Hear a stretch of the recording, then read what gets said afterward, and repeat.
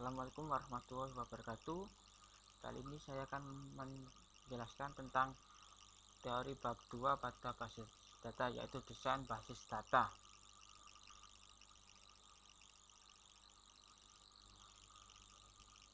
Pertama, pada pendahuluan, aktivitas desain basis data menggunakan proses yang sistematis yang disebut metodologi desain, di mana target basis data diatur dengan RDBMS, ORDBMS, atau ODBMS.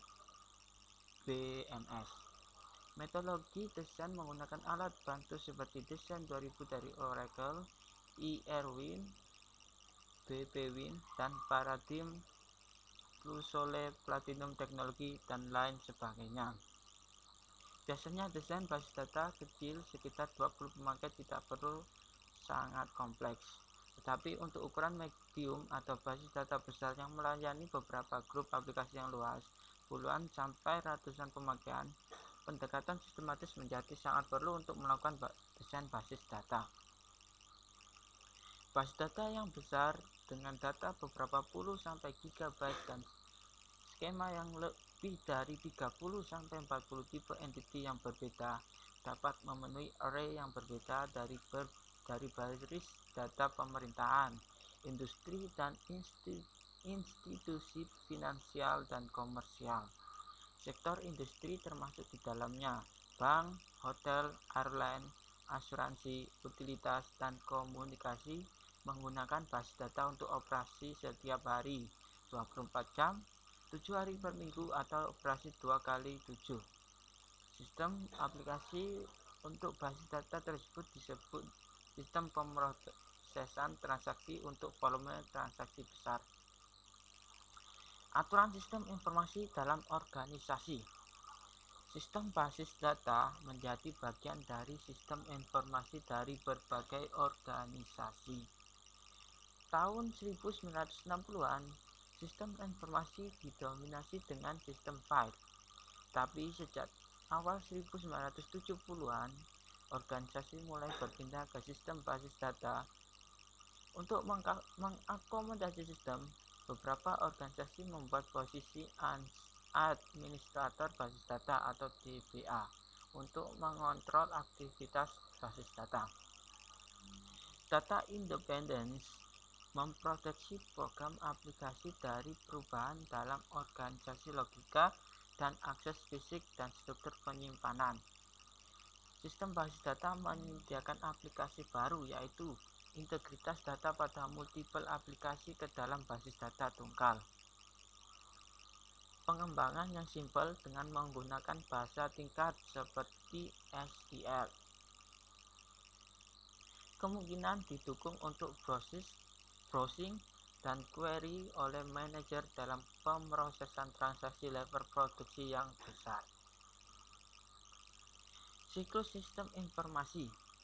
Pada organisasi yang besar, sistem basis data adalah bagian dari sistem informasi yang di dalamnya termasuk semua resource yang dilibatkan dalam koleksi, manajemen, penggunaan, dan diseminasi information resource dari organisasi.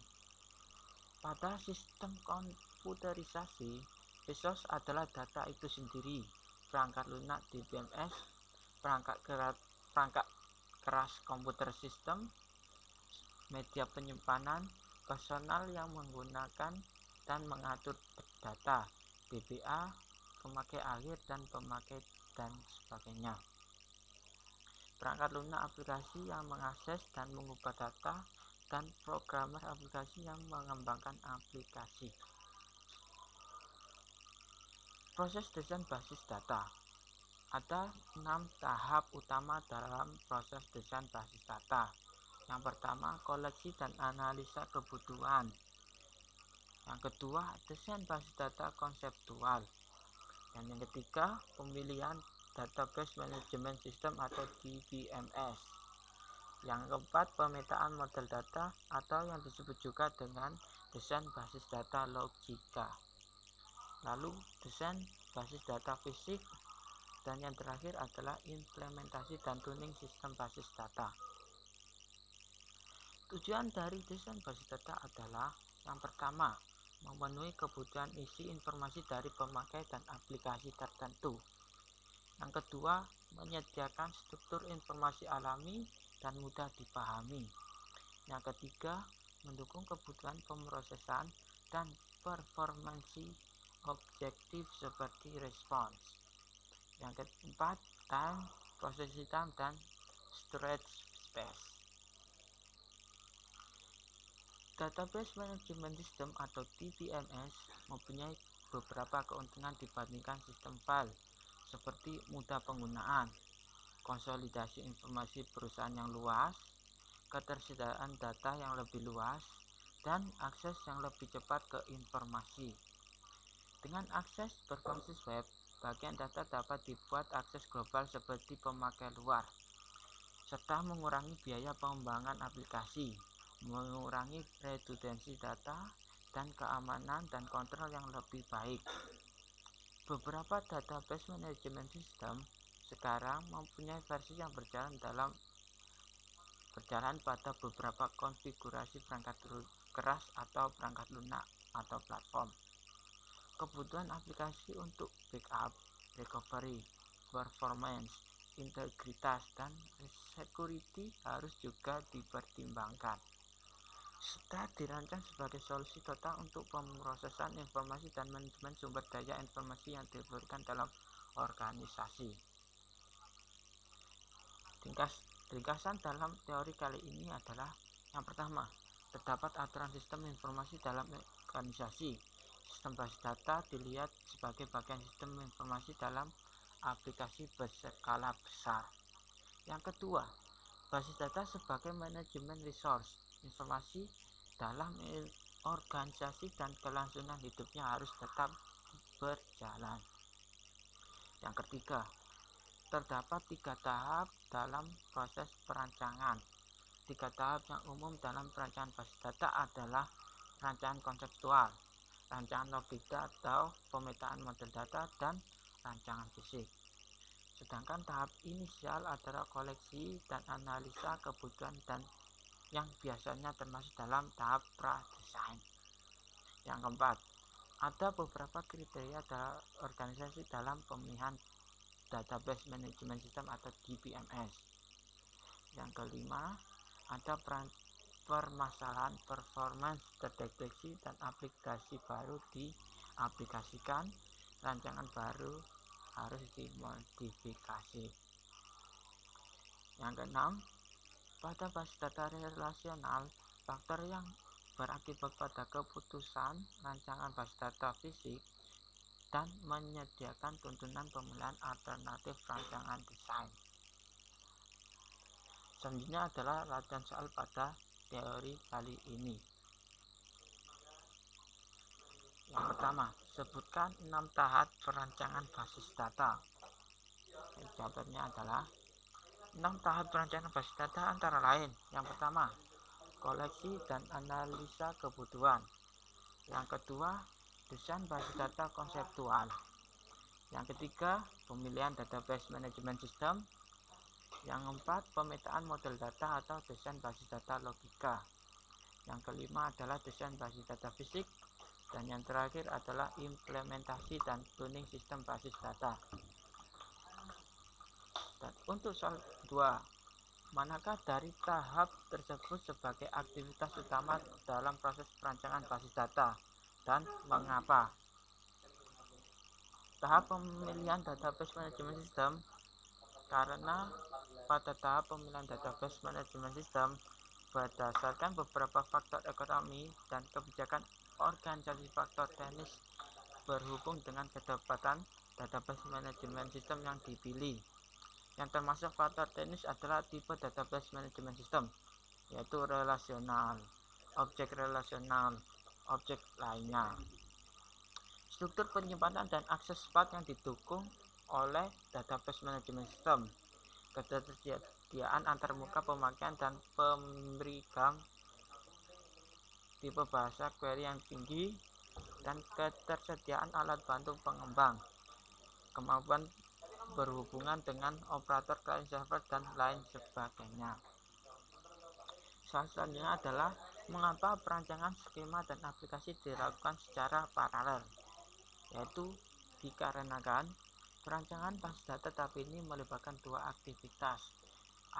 Aktivitas pertama yaitu desain skema konseptual, menentukan kebutuhan data yang dihasilkan pada tahap pertama dan menghasilkan konsep basis data konseptual. Aktivitas kedua adalah desain transaksi dan aplikasi, yaitu menentukan analisa aplikasi basis data pada tahap 1 dan menghasilkan spesifikasi level tinggi untuk aplikasi tersebut. Soal selanjutnya adalah mengapa diperlukan koleksi dan analisa kebutuhan. Skema konseptual diproses dari tahap ini terdiri dari model data tingkat tinggi database management system independen dengan beberapa alasan.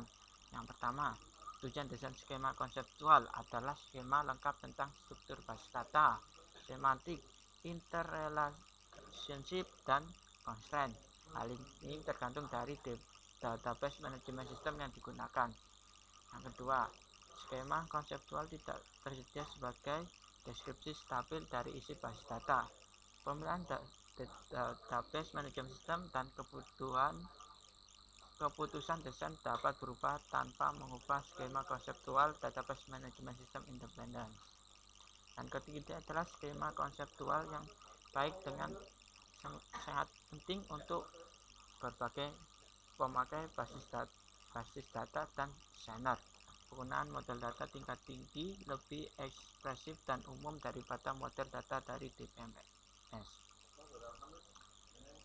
Selanjutnya adalah mengapa diperlukan koleksi dan analisa kebutuhan, yaitu untuk mengetahui dan menganalisa keinginan pemakai terhadap suatu basis data sedetail mungkin, serta menentukan kebutuhan yang diidentifikasikan sebagai bagian lain dari sistem informasi yang berhubungan dengan sistem basis data, termasuk dalamnya pemakai dan aplikasi baru yang sudah ada.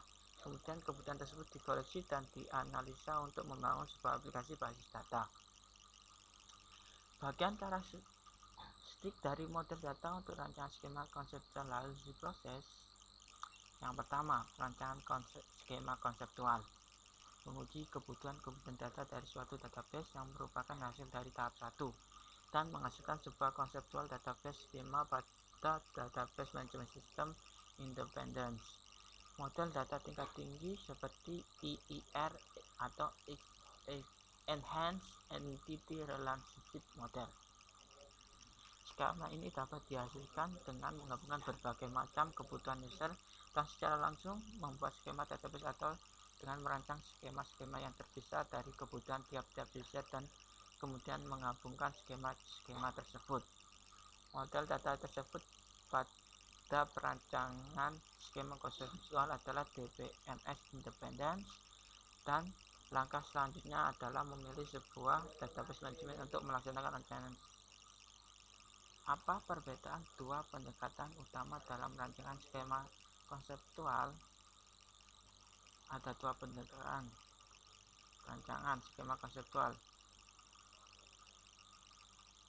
Yang pertama terpusat, yaitu kebutuhan-kebutuhan dari aplikasi atau kelompok-kelompok pemakai yang berbeda digabungkan menjadi satu set kebutuhan pemakai, kemudian dirancang menjadi satu skema konseptual. Yang kedua adalah integrasi view yang ada. Untuk masing-masing aplikasi atau kelompok-kelompok pemakai yang berbeda dirancang sebuah skema eksternal atau view, kemudian view-view tersebut disatukan ke dalam sebuah skema konseptual. Yang selanjutnya adalah strategi apa yang digunakan untuk merancang skema konseptual dari kebutuhan. Yang pertama top down, yang kedua bottom up, yang ketiga inside out, dan yang terakhir adalah mixed. Selanjutnya adalah sebutkan faktor untuk memperlancar pemilihan paket database management system untuk sistem informasi dalam organisasi. Yang pertama adalah struktur data, yang mana jika data yang disimpan dalam database mengikuti struktur hierarki, maka suatu jenis hierarki dari sistem manajemen database harus dipikirkan. Yang kedua, personal yang terbiasa dengan sistem yang terdahulu. Jika staf programmer ada suatu organisasi sudah terbiasa dengan suatu sistem manajemen database, maka hal ini dapat mengurangi biaya latihan dan waktu belajar. Yang ketiga adalah ketersediaan dari service vendor. Keberadaan fasilitas pelayan penjual sangat dibutuhkan untuk membantu memecahkan masalah sistem. Selanjutnya adalah apa yang dimaksud dengan pemetaan data model sistem independen dan apa perbedaannya dengan sistem dependen. Pemetaannya dapat diproses dalam dua tingkat, yaitu pemetaan sistem independen, pemetaan keterangan model data DBMS dengan tingkat mempertimbangkan karakteristik suatu atau hal-hal yang khusus yang berlaku pada implementasi DBMS dari model data tersebut. Lalu penyesuaian skema ke dalam database management system yang spesifik, mengatur skema yang dihasilkan pada langkah 1 untuk disesuaikan dengan implementasi yang khusus di masa yang akan datang dari suatu model data yang digunakan pada database management yang dipilih. Sekian presentasi dari saya, apabila ada salah mohon maaf. Assalamualaikum warahmatullahi wabarakatuh.